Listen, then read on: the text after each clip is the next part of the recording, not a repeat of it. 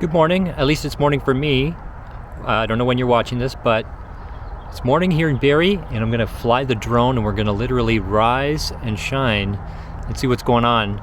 Take a look at downtown, maybe, if we can see in that direction, the Kempenfeld Bay. Have a look at Highway 400 from a couple hundred feet in the air. I'm in a schoolyard. I'm sitting in the bleachers, the cheap seats this morning.